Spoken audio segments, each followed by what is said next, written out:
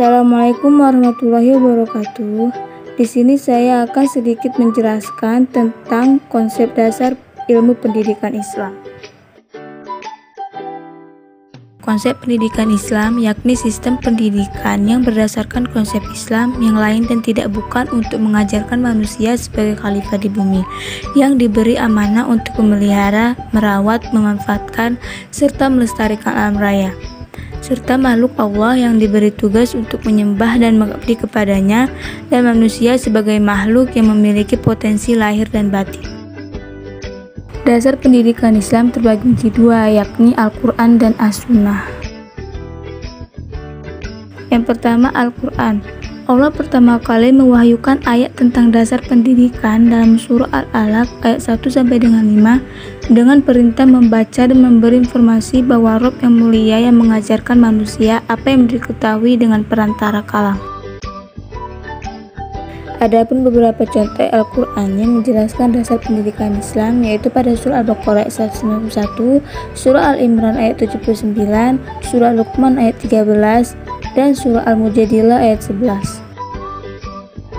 Allah Subhanahu wa Ta'ala melalui ayat-ayat Al-Quran telah memaparkan tentang dasar-dasar pendidikan Islam, yaitu pertama adalah sasaran atau objek pendidikan adalah Adam atau manusia atau anak didik, terdapat pada beberapa surah, diantaranya Quran surah Al-Baqarah ayat 31 dan Luqman ayat 13. Kedua, materi yang diajarkan adalah kitab Al-Quran, hikmah tauhid, alam semesta, dan lain-lain, yang terdapat pada surah Al-Imran ayat 187 dan Al-Baqarah ayat 191. Ketiga, cara mengajarkan atau cara mendidik diantaranya terdapat pada Quran surah Al-Alaq ayat 1-5 dan Luqman ayat 13. Empat adalah nilai atau manfaat pendidikan, diantaranya terdapat pada Quran surah Al-Mujadilah ayat 11. Dan yang kelima, menuntut ilmu adalah suatu kewajiban, diantaranya terdapat pada Quran surah At-Taubah ayat 122. Selanjutnya yang kedua, As-Sunnah atau hadis. Hadis baik secara struktural maupun fungsional disepakati oleh mayoritas kaum muslim dari berbagai mazhab Islam sebagai sumber ajaran Islam dan sebagai sumber hukum Islam. Hadis sebagai sumber hukum Islam menjadi salah satu latar belakang pentingnya penelitian hadis maudhu'i.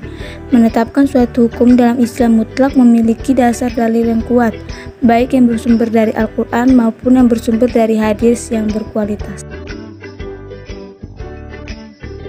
Selanjutnya ada beberapa hadis yang menunjukkan nilai-nilai dasar pendidikan Islam, diantaranya A. Hadis yang diriwayatkan Ibnu Majah, menuntut ilmu wajib atas setiap muslim.